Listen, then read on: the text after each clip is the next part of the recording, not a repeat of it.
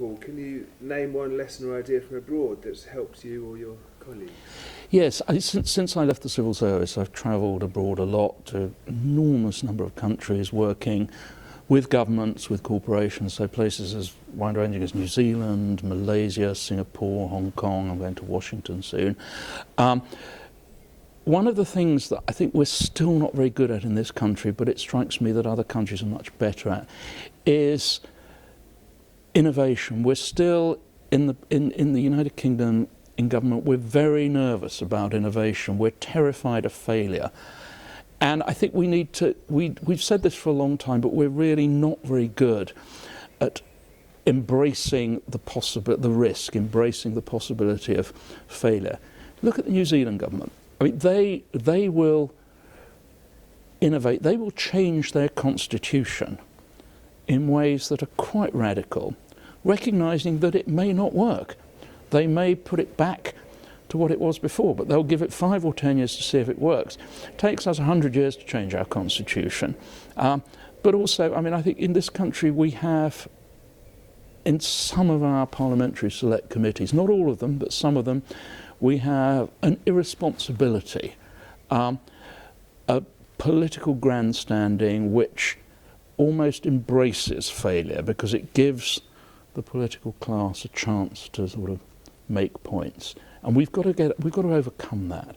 We've got to get to the point where failure is honourable, is seen as not a good thing, but is not seen as something that is a massive fault, because without that we're nowhere near as good at innovating as a number of other states are.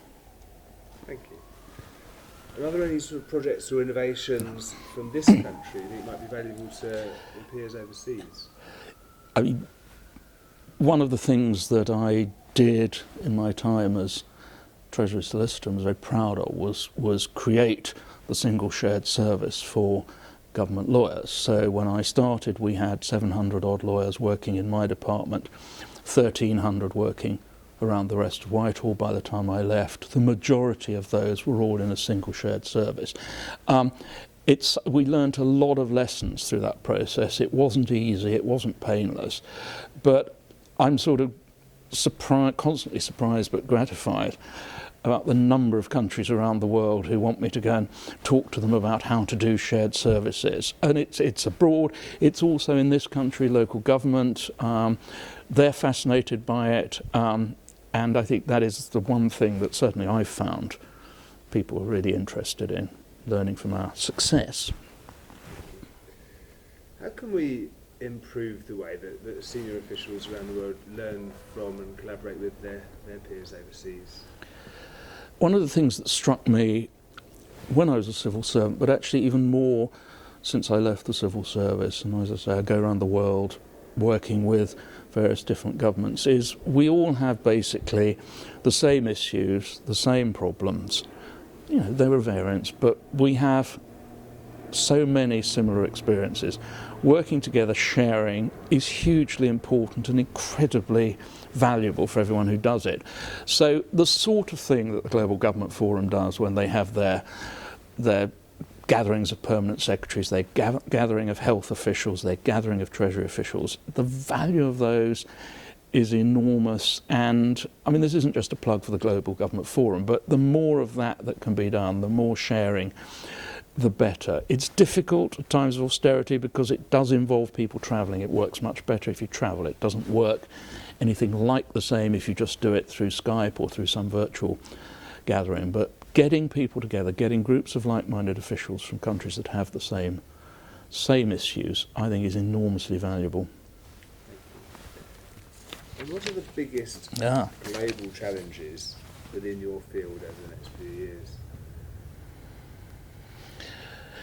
I think there are two really. I mean, my field these days is a mixture of law, and I do a lot of investigations, inquiries, reviews, looking into things that have gone wrong, not in a way of portioning blame and stifling innovation, but when something has gone really wrong. And what do I learn from that? I think one of the big challenges is governments getting used to a world of much greater transparency, much greater openness, a world where it's far harder for government to keep things private, whether it's because of whistleblowers or freedom of information. Governments have got to get used to that, and some of the consequences of that are not comfortable. Now that's good for me because problems emerge, I get inquiries, I get investigations, that's good, but I think one of the big challenges for governments is recognising that and doing what we always said would happen with the Freedom of Information Act when we first introduced that, which is that ultimately it would lead to better government. The other big challenge for me is around the rule of law. We see the rule of law is something that lawyers feel passionately about. Politicians much less passionately about it when it doesn't suit them. And I think what we see with whether it's refugee and asylum crises, whether it's the rise of extreme parties, it's the difficulty of dealing with terrorism, dealing with extreme people with extreme views, is the speed with which politicians want to throw away some of the sort of the cherished aspects of the rule of law, and this is common across the developed world. We see it in this country, the continuing debate about whether the European Convention on Human Rights is the right instrument for us to be, is the right convention for us to be party to. The only people that will rejoice if we leave the European Convention on Human Rights, apart from the Daily Mail, are Putin in Moscow, the government in Belarus, and organisations like ISIS, because if we depart from the standards of rule and law and civilised behaviour that are the norms in Western Europe, they will have won. Thank you. Finally, what is your favourite book? Oh, yeah, my favourite book. I'm sure people, most people come up with some, great tome on leadership or management. I was thinking about this because you asked me to think about this beforehand. The book I always have with me if I'm travelling, because it always makes me laugh, it's a small book, novel from the 1930s called Cold Comfort Farm by a woman called Stella Gibbons, and it's a parody of a lot of sort of over-the-top rural dramas. It's my favourite book for all sorts of reasons. First, it's incredibly funny, and it doesn't matter how many times I read it, I still laugh. So if I'm on a plane going somewhere and I'm bored and I can't think of anything else to do, I will read it and it will make me laugh. Secondly, my main home is down in Sussex. It is set in Sussex, and on the assumption that the farmers who I see in the pub are not going to watch this interview, some of the extreme caricatured behaviours there are not that dissimilar from some of the life in rural Sussex. I mean, there's one of the great creations in the book is the Church of the Quivering Brethren, which is a fundamentalist Christian church. And there are a lot of nonconformist chapels of strict and peculiar Baptists around where I live.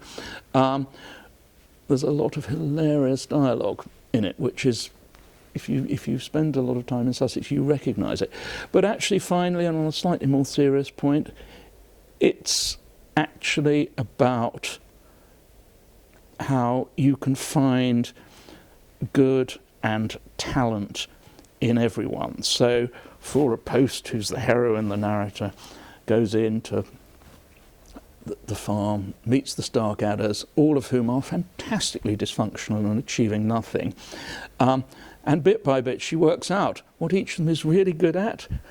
So one of them, who's very strange in all sorts of ways, but is obsessed with 1930s movie stars, she sets him off on a career in Hollywood. It's an extreme example, but it's all about identifying talent and bringing out the best in people. So that's the serious bit you get from it, but other than that, it's just a hilarious read.